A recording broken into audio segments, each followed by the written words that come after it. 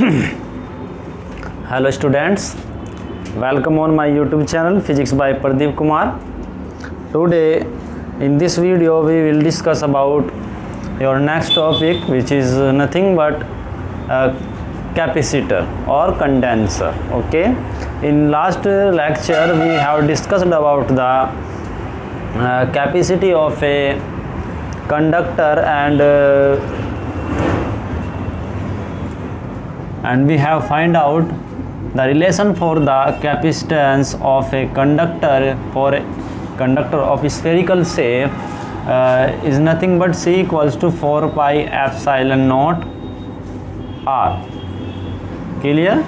तो देखिए इस एक्सप्रेशन को आप देखिए, यदि आप किसी कंडक्टर की कैपेसिटी को इंक्रीज़ करना चाहते हैं कि उसके जो कैपेसिटी है चार्ज को स्टोर करने की, यदि आप उसे इंक्रीज़ करना चाहते हैं तो उसके लिए आपको रेडियस को इंक्रीज़ करना होगा। दैट मीन्स आपको उस कंडक्टर का क्या करना होगा, साइज़ इंक्रीज़ करना होगा।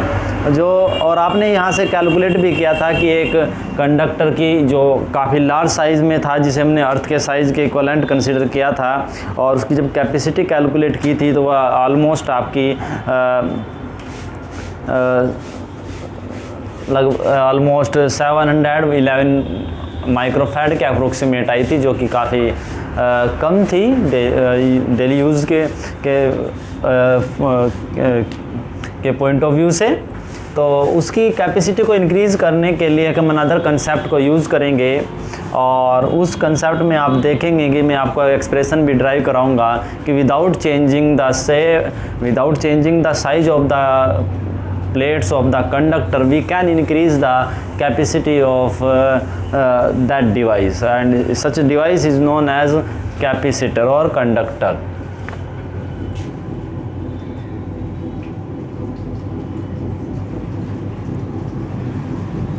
Capacitance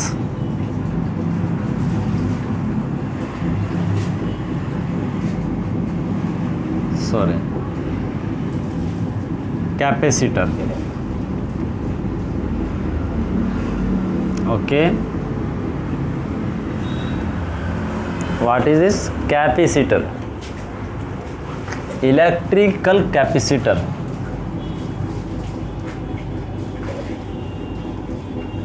इलेक्ट्रिक कैपेसिटर कह सकते हैं आप इसे। तो इसकी डेफिनेशन क्या होगी, देखिए कई वे में हम इसे डिफाइन कर सकते हैं। आप देखेंगे इसे एक तो इसकी प्रॉपर्टी बेस है, जैसा मैंने अभी बताया आपको, without changing the size of the plates of conductor we can increase the capacity of this device. And in another way the definition of the capacitor is the procedure to how to make a capacitor. So see, suppose we have this a plate of conductor, and we want to charge or store the charge on this plate of conductor. Then we connect this plate to a source,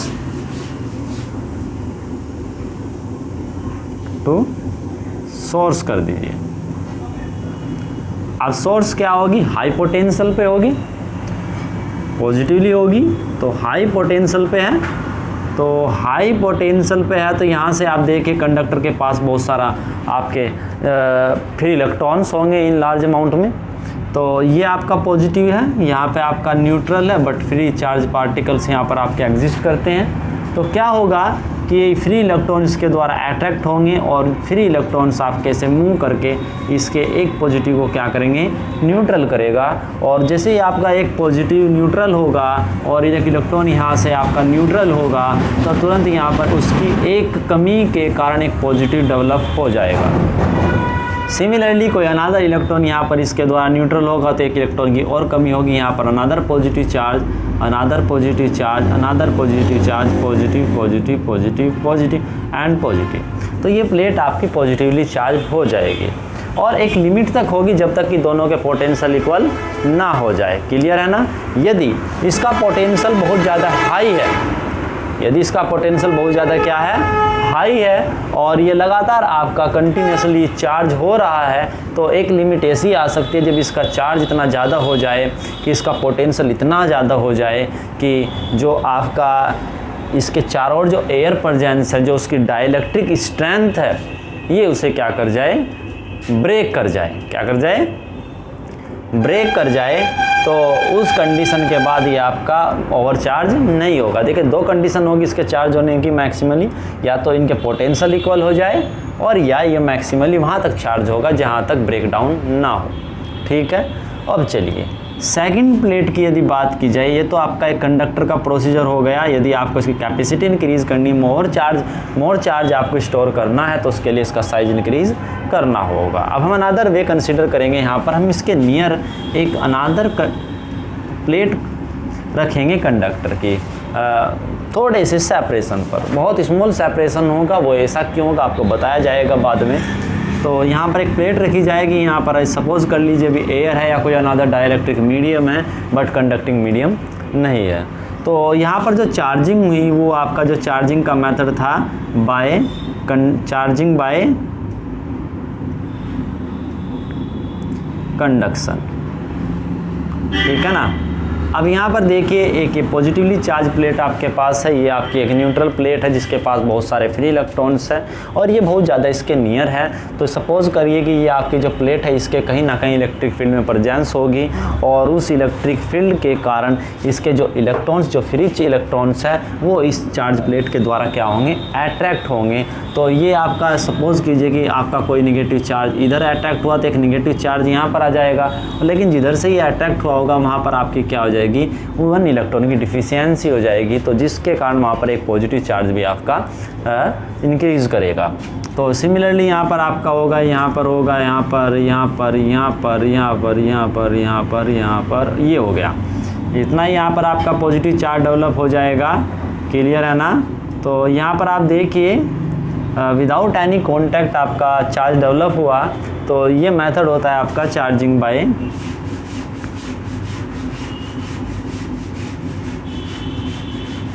induction. यदि इसके बीच में कोई आपने dielectric material रख दिया है, तो dielectric material भी आपका चार्ज हो जाता है, और उसमें जो मेथड यूज़ होता है वो आपका होता है पोलराइजेशन। ठीक है ना। वहाँ पर क्या होता है, पोलराइजेशन। तो यहाँ पर आप देखिएगा, ये एक बैलेंस्ड कंडीशन हो गई है, बट आपको करना क्या है कि कंटिन्यूसली इसे चार्ज आपको ट्रांसफ़र करना है, चार्जिंग स्टॉप ना हो, ऐसा कुछ प्रोसीजर आपको करना है। और जो आपको जिस जगह चार्ज की ज़रूरत है, कंटिन्यूसली वो आपकी ज़रूरत भी कंप्लीट होती रहे, आपको ऐसा कुछ करना है। तो आप उसके लिए क्या करेंगे, यहाँ पर इसे अर्थ से कनेक्ट करेंगे। ये आपने अर्थिंग कर दी, ये टू अर्थ हो गया, या किसी निगेटिव सोर्स से आप कनेक्ट कर सकते हैं। तो ऐसा करने पर क्या होगा, आप देखिएगा कि अर्थ के पास लार्ज नंबर की जो कैपेसिटी होती है वो बहुत ज़्यादा होती है। ये ज़रूरत पड़ने पर आपके चार्ज को ले सकती है, और ज़रूरत पड़ने पर चार्ज को दे सकती है। तो यहाँ पर आपके पास ये जो निगेटिव चार्ज है इसके द्वारा अट्रैक्टेड है, बट ये पॉजिटिव चार्ज इसके द्वारा अट्रैक्टेड है, बट इसके द्वारा रिपेल्ड है। तो क्या होगा, यहाँ से फ्री इलेक्ट्रॉन्स आपके आएंगे, और इन पॉजिटिव चार्जेस को क्या कर देंगे, न्यूट्रल। तो ये वाली साइड आपकी न्यूट्रल हो जाएगी, बट ये चार्ज आपका यहाँ से अंदर एंटर नहीं करेगा। क्लियर है, क्योंकि ये इसके द्वारा बाउंडेड है। क्लियर है। तो यहाँ पर आपके ये चार्जेस आपके डेवलप हो गए, और तो आप देखिए कि यहाँ पर आप बैलेंस कंडीशन के लिए जितना यहाँ पर पॉजिटिव चार्ज होगा उतना ही आपका यहाँ पर निगेटिव चार्ज डेवलप होगा। क्लियर है। तो एक चीज़ यहाँ पर और देखिएगा कि यदि आपको बताया जाए कि व्हाट इज़ दिस, ये जो डिवाइस आपने होम किया है ये क्या है। देखिए, इस डिवाइस में क्या दिखाई दिया है कि आपने यदि एक कंडक्टर की प्लेट को आप किसी पॉजिटिव चार्ज सोर्स से और दूसरी प्लेट को आपस से कनेक्ट कर देते हैं, तो उसकी एक प्लेट पॉजिटिव चार्ज और दूसरी प्लेट आपकी निगेटिवली चार्ज हो जाती है, जो एक दूसरे से बहुत स्मॉल डिस्टेंस पर रखी होती है। ठीक है नहीं। तो ऐसे डिवाइस को हम बोलते हैं एक कैपेसिटर। क्या बोलते हैं, इलेक्ट्रिकल कैपेसिटर। क्या बोलेंगे, इलेक्ट्रिकल कैपेसिटर, ठीक है ना। तो ये आपका इलेक्ट्रिकल कैपेसिटर हो गया। इस इलेक्ट्रिकल कैपेसिटर की डेफिनेशन आप देख लीजिए। तो देखिए, electrical capacitor is a device in which two plates are parallelly placed at small distance and one plate is connected to a source and the second plate is connected to the earth, due to which one plate is positively charged and second plate is negatively charged. This is like these devices are known as electrical capacitor. Okay, another way में यदि आप इसे define करें तो define करने के लिए हमारे पास का फॉर्मूला बेस्ड प्रॉपर्टी है, उसकी फॉर्म में भी इसे डिफाइन कर सकते हैं, वो आप देखेंगे कैसे। तो अभी आप देखिए कि एक जो मैंने कैपेसिटर आपका कंप्लीट किया है, ये जो आपका कैपेसिटर है ये पैरेलल प्लेट कैपेसिटर होता है। तो देखिए मेनली 3 टाइप्स के कैपेसिटर होते हैं। Shape based capacitors are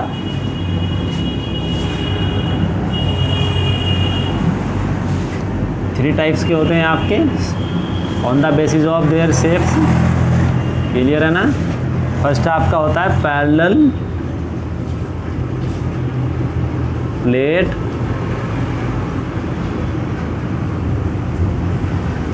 capacitor. Second आपका होता है स्फेरिकल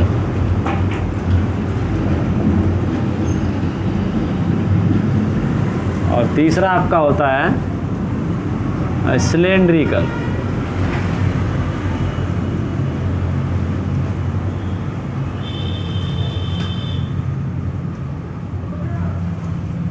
कैपेसिटर। क्लियर है ना। देखिए ये वाला सिलेबस में नहीं है, ये वाला सिलेबस में नहीं, ये वाला आपके सिलेबस में है। क्लियर है ना। बट पैरेलल स्फेरिकल कैपेसिटर पर बेस्ड आपकी प्रॉब्लम्स कंपटीशन लेवल में बहुत ज़्यादा पूछी जाती हैं, तो कंपटीशन लेवल के लिए आपको ये करना पड़ेगा। बट हम यहाँ बात करेंगे पैरेलल प्लेट कैपेसिटर की। पैरेलल प्लेट कैपेसिटर में क्या होगा कि आपके 2 प्लेट्स होंगी जो पैरेलल होंगी, ठीक है। अब प्लेट्स की जो आपकी शेप होगी वो प्लेन प्लेट होगी। कैसी होगी? Plain plate. प्लेन प्लेट में आपका स्क्वायर टाइप प्लेट हो सकती है, आपकी रेक्टेंगल टाइप प्लेट हो सकती है, राइट एंगल टाइप प्लेट हो सकती है, और आपका कोई सर्किल टाइप प्लेट्स हो सकती है, एटसेट्रा। किसी भी प्लेट हो सकती है, वो प्लेट आपकी प्लेन टाइप होगी। ऐसे आपकी प्लेन टाइप प्लेट्स है, ठीक है। तो अभी हम जो केस डिस्कस करेंगे वो आपका है कैपेसिटी का, कि what is the capacitance of the capacitor. Capacitance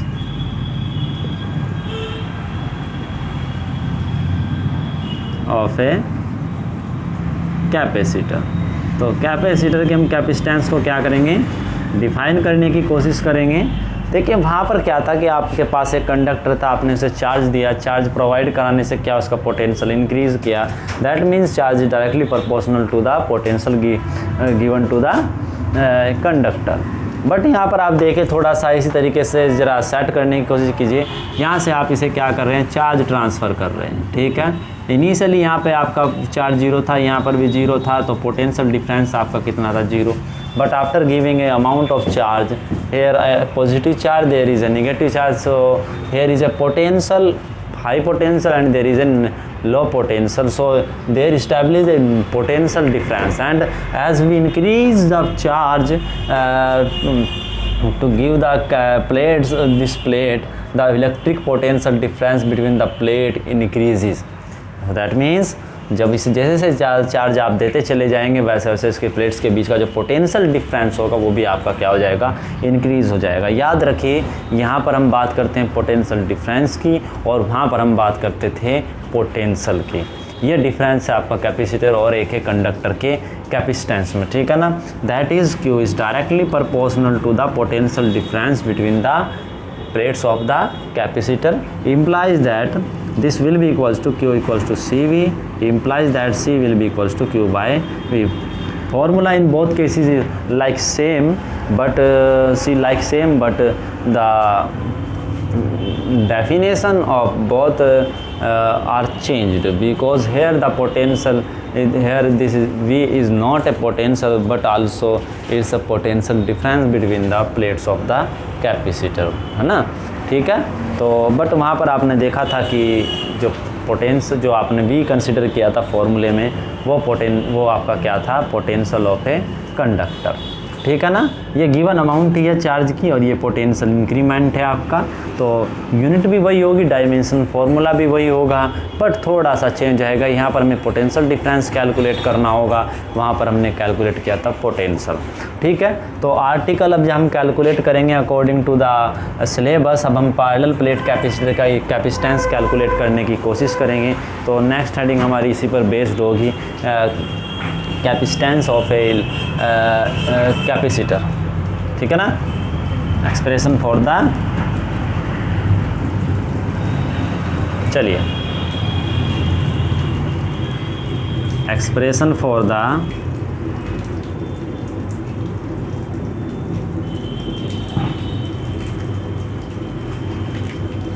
electric capacitance of a parallel plate capacitor. ठीक है ना, और यहाँ पर भी हम एक स्पेशल कंडीशन को डिस्कस करेंगे, क्योंकि ज़्यादा डीपली जाने की कोशिश नहीं करूँगा मैं। तो यहाँ पर हम उस केस को डिस्कस करेंगे जब आपका यहाँ पर जो इसका ये रीजन है बीच में प्लेट्स के, ये आपका कम्प्लीटली क्या होगा, डाइलेक्ट्रिक मटेरियल से फिल्ड होगा या कम्प्लीटली एम्प्टी होगा। पार्शली फिल्ड केस को मैं यहाँ पर डिस्कस नहीं करूँगा, ठीक है ना, क्योंकि वो काफ़ी लेंथी प्रोसेस है। यदि आप इंटरेस्टिंग हो तो कमेंट करके पूछ सकते हैं और ट्राई कर सकते हैं बुक से अपने आप करने को। ठीक है ना, तो चलिए ट्राई करते हैं। आपके पास ये है, सपोज़ कर लीजिए एट एनी टाइम इसके पास यहाँ पर चार्ज आपका plus Q, at any time यहाँ पर आपका चार्ज कितना है, माइनस क्यू है। और ये जो सेपरेशन इन प्लेट्स के बीच का आपका कितना है, स्मॉल डी है, सपोज़ कर लीजिए। और जो इसका क्रॉस सेक्शनल एरिया है इस प्लेट का, और सपोज़ कीजिए ए है। क्लियर है ना यहाँ पर। चलिए अभी सपोज़ कर लेते एक डाइलेक्ट्रिक मटेरियल यहाँ पर आपका भरा हुआ है इसके अंदर, और उस डाइलेक्ट्रिक मटेरियल का जो डाइलेक्ट्रिक कांस्टेंट है वो आपका कितना है, के है। अब आपको क्या करना है कि इस पैरेलल प्लेट कैपेसिटर का कैपेसिटेंस आपको फाइंड आउट करना है। उसके लिए आपको क्यू गिवन है और आपको वी कैलकुलेट करना है। क्या करना है, what is the potential difference between the parallel plates of the parallel plate capacitor. तो according to the definition, since capacity of a capacitor is given by Q by V, equation first. Okay, and you know very well, we know that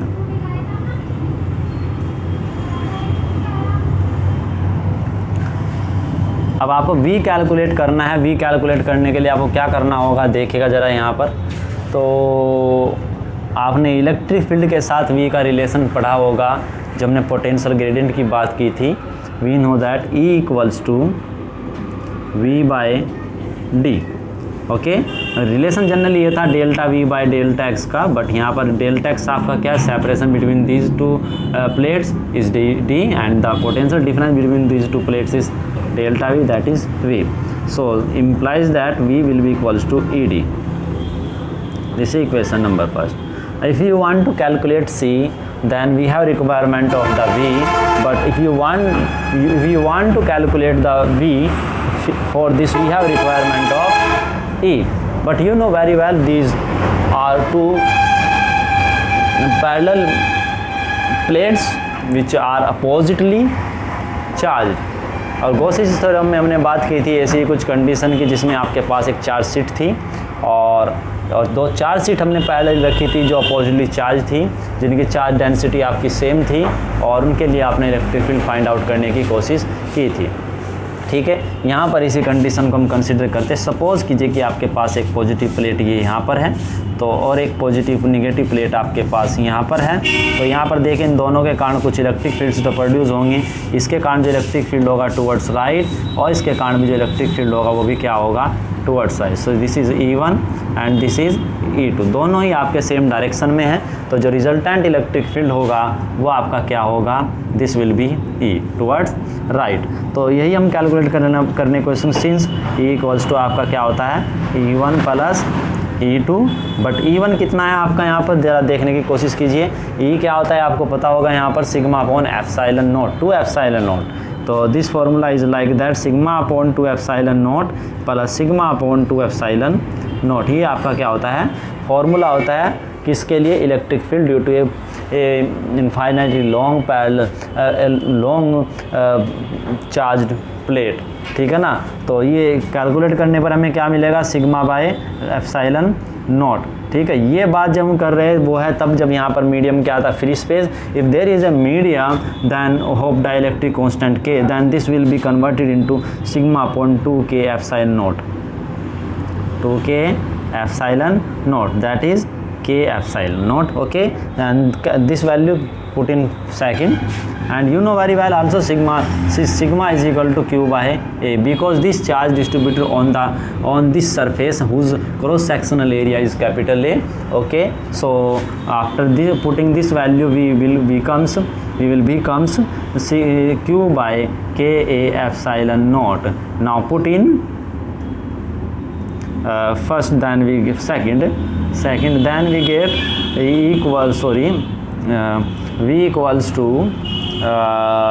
q d by k a epsilon naught, and implies that from first we get c equals to q by v, sorry ये अपना यहाँ से calculate कर लीजिए q by v, this will becomes q by v equals to nothing but k a epsilon naught by D, है ना। तो यहाँ से देखिए from first this value becomes K A epsilon naught by small D, implies that. देखिए इस फॉर्मूले को आप ज़रा, यहाँ पर जो है आपका जो साइज है प्लेट का वो डिफाइंड होता है आपके क्रॉस सेक्शनल एरिया से। यहाँ पर आप क्रॉस सेक्शनल एरिया को यदि चेंज करते हैं तो कैपेसिटेंस आपका चेंज होगा, यानी कि कैपेसिटी आपकी क्या करेगी, इंक्रीज करेगी। बट एज वेल एज यहाँ पर आप एक चीज़ और देखिए, without changing the size of the plate of a capacitor we can change C by using C is directly proportional to K and also C is inversely proportional to D. That means if you change the separation between the plates then also the capacitance of the capacitor will be changed, ठीक है ना। तो जैसे जैसे आप इस D को change करेंगे वैसे वैसे आपका कैपेसिटर का जो कैपेसिटेंस है वो भी क्या होगा, चेंज होगा। If you take large value of D then C will becomes negligible, तो C बहुत कम हो जाएगा। If you take D is very very small then C will be very large.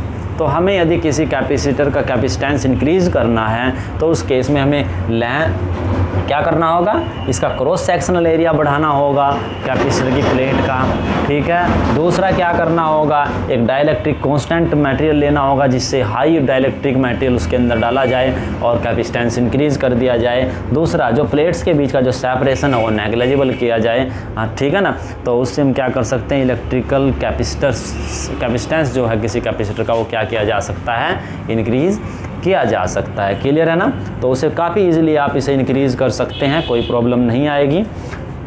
अब देखिए प्रैक्टिकली आपने जो होम्स में जो आपने कंडेंसर यानी कैपेसिटर देखा होगा जो फैंस में लगा रहता है वो आपको सिलेंड्रिकल शेप में मिलेगा।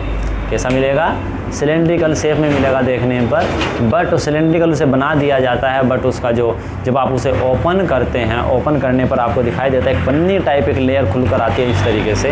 तो वहाँ पर आप देखेंगे कि वो एक तरीके का क्या है, पैरेलल प्लेट कैपेसिटर ही है, क्योंकि उसमें क्या होता है कि 2 कंडक्टिंग प्लेट्स होती हैं और उसके बीच में क्या होता है, एक डाइलेक्ट्रिक मेटल फील्ड होता है और में पन्नियाँ इस तरीके से बहुत ये मानिए बहुत स्मॉल सेपरेशन पर एक दूसरे से अटैच्ड होती है और उसका क्रॉस सेक्शनल एरिया ज़्यादा करने के लिए उसकी बहुत लंबी लेयर को ऐसे रोटेट कर एक दूसरे पर टर्न किया जाता है, ठीक है ना।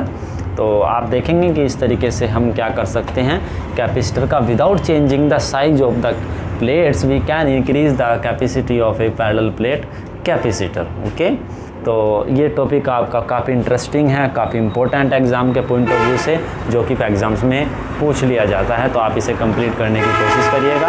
थोड़ा शॉर्टली आपको कराया गया है क्योंकि टाइम अभी कम है, तो आप थोड़ा सा हेल्प बुक से ले सकते हैं नोट्स प्रिपेयर करने के लिए। आपको डेफिनेशन लिख लेना है, ठीक है ना।